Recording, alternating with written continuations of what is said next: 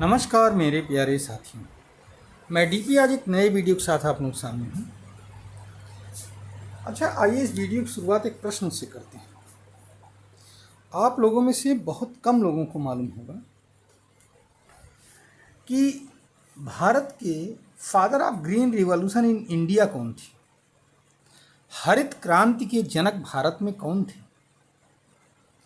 तो इसका आंसर है डॉक्टर एम.एस. स्वामीनाथन। अभी हाल ही में 28 सितंबर 2023 को आपका निधन हो गया अपने ही घर पर चेन्नई में।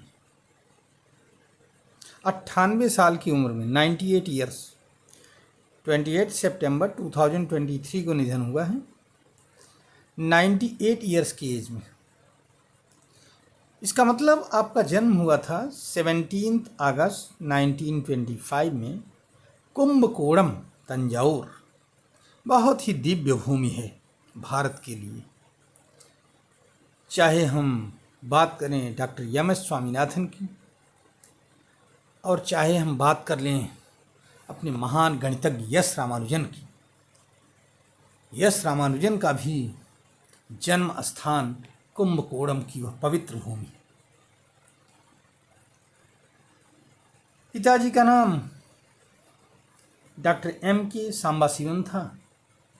सर्जन थे, जनरल सर्जन थे इनके पिताजी। और माताजी का नाम पार्वती थंगम्मल सांबाशिवन।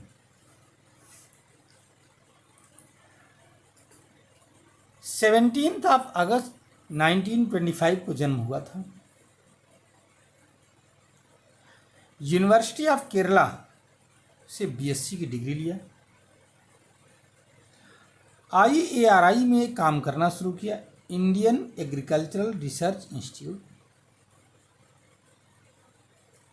बाद में ICAR, Indian council for agricultural research, और IRRI, international rice research institute, इन दोनों के डायरेक्टर जनरल रह चुके हैं, महानिदेशक। यूनिवर्सिटी ऑफ कैम्ब्रिज से PhD की डिग्री मिली। इनको पद्म भूषण भी मिला है, पद्मश्री भी मिला हुआ है, और पद्म विभूषण भी मिला हुआ है। ये तीनों इनको अवार्ड मिले हुए हैं। पद्म विभूषण मिला है 1989 को, पद्मश्री मिला हुआ है 1972 को, पद्म भूषण 1967 को, इस तरह से मिला है। 1971 में इनको रमन मैग्सेसे अवार्ड दिया गया था, और 1990 में इन्होंने एक नया टर्म लॉन्च किया था, एवरग्रीन रिवॉल्यूशन इंडिया में। ये जो इंडिया में हरित क्रांति की शुरुआत हुई है, इसमें इनका बहुत बड़ा योगदान रहा है, नॉर्मन ई बोरलॉग के सहयोग से। अभी कुछ दिनों पहले मैंने नॉर्मन ई बोरलॉग के विषय में बताया था आप लोगों को कि नॉर्मन ई बोरलॉग के नाम पर 2 पुरस्कार भी, अगर आपको याद हो तो उन पुरस्कारों में से नॉर्मन ई बोरलॉग के नाम पर जो पुरस्कार है वो भी इनको मिला हुआ है, नॉर्मन ई बोरलॉग पुरस्कार।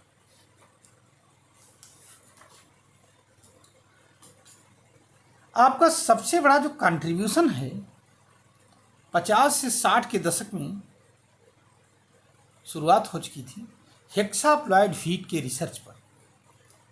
हेक्साप्लॉयड व्हीट के बदौलत ही इंडिया में व्हीट दिखाई पड़ना शुरू हुआ।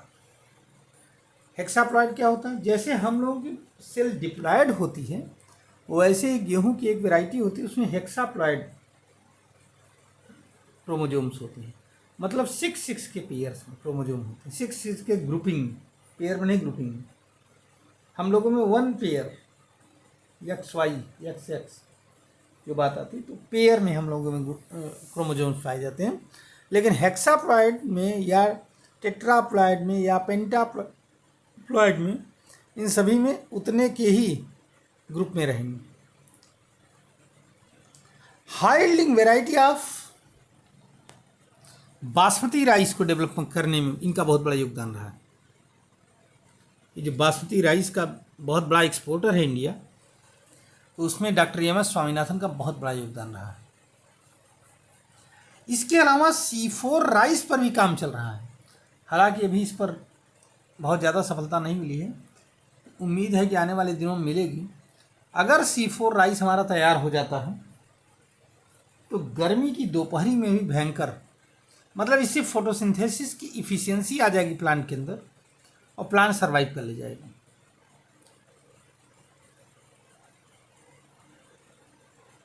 ये हैं हमारे डॉक्टर एम एस स्वामीनाथन, जिन्होंने नॉर्मनी बोरलॉग और इंडिया के पता नहीं कितने और वर्ल्ड वाइड साइंटिस्टों के साथ काम किया।